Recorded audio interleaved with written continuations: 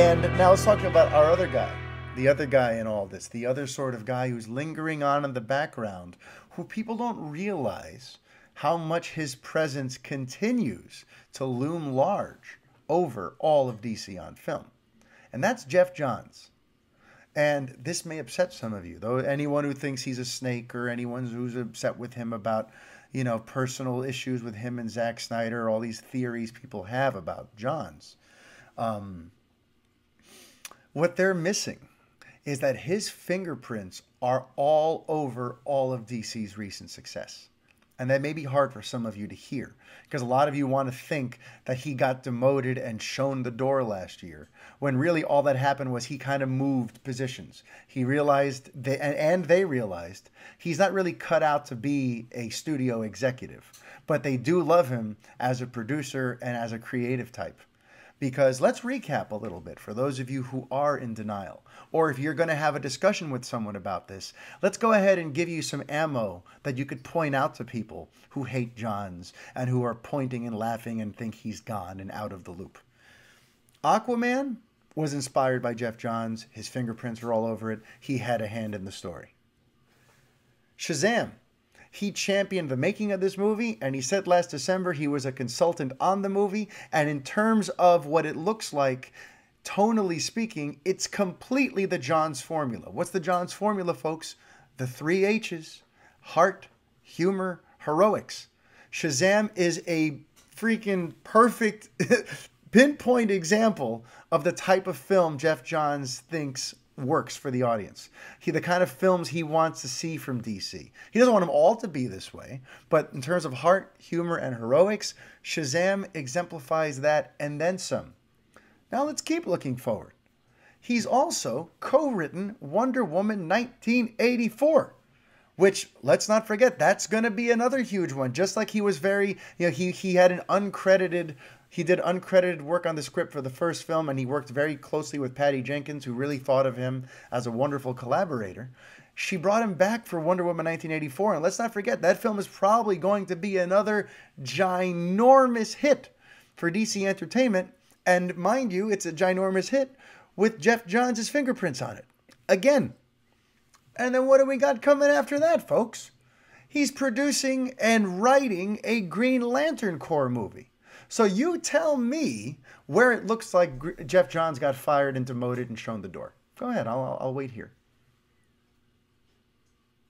Okay, I'm not trying to be that smug. But the point is, people don't realize that we are living actually in the Geoff Johns era of DC on film.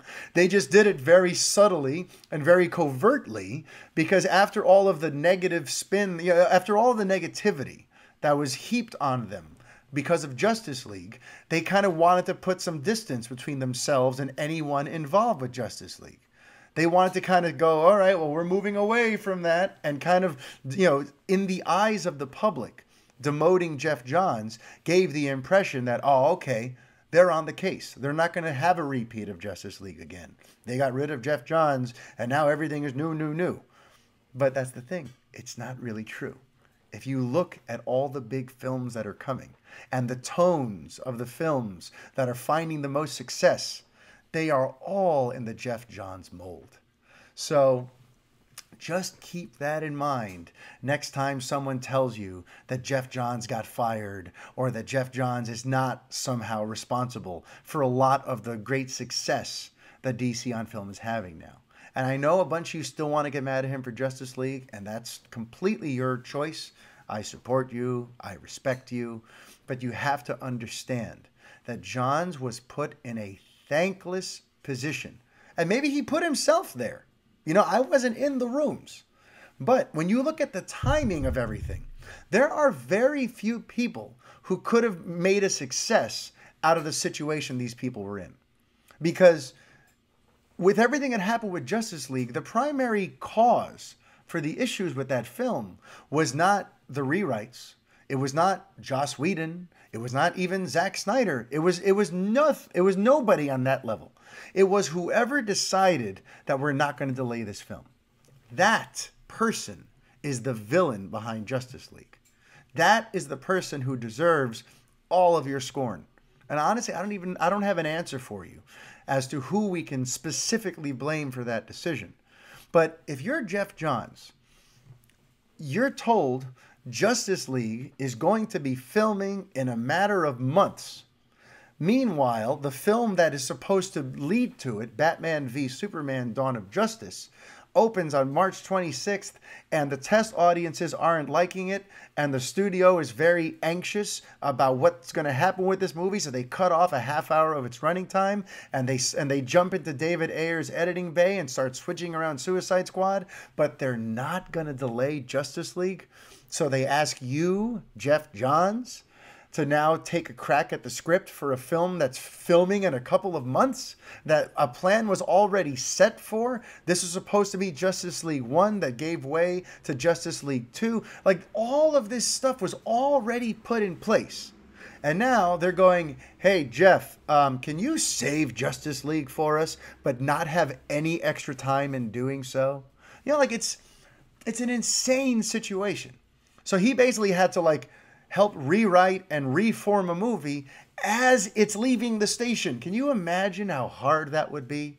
Can you imagine if there's someone in the kitchen cooking a huge meal for 30 people in the dining room, and then most of the way, you know, like, they've already begun preparing it, everything's marinating, the oven's preheating, everything's going, and then all of a sudden someone comes and grabs you, throws you in the kitchen, and says, actually, can you fix this dinner?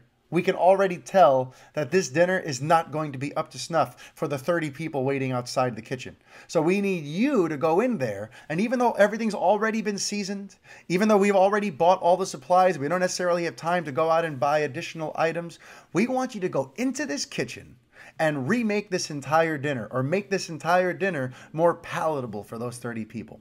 And you tell me how easy it is to go in there and pull that off. You know, it's an insane situation with a high probability of failure and a very low probability of success. So Johns went into Justice League with the film already about to start filming and had to help rewrite it without being given any extra time. You know, if you're Geoff Johns and you're looking at the situation, you are in a thankless position right now, because you have an unhappy A-lister in your cast.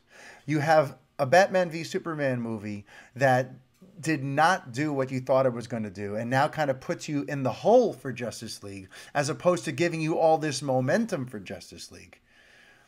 And you got to try to salvage this thing. It is not easy, especially, mind you, if you're Geoff Johns, because we know that he was not a huge fan of the way Snyder approached these characters. You know, it's a matter of personal opinion, but he was not really in love with these characters to begin with, in terms of these versions. This version of Superman, we all know, is not the version of Superman that Geoff Johns really believes in. You know, all these versions of these characters that were introduced in BVS, he had no real say in helping to form them. So now he's given Justice League with these versions of these characters that he's not really high on, and told, can you take these sort of imperfect versions and make them perfect, sort of all within one movie? You know, so again, it all goes to the point that Geoff Johns gets so much heat and so much hatred for what happened on Justice League, but really very few people could have made that work. And meanwhile, the studio seems to acknowledge that, because rather than just get rid of him and show him the door forever, he's still very much involved, just in a slightly different role now.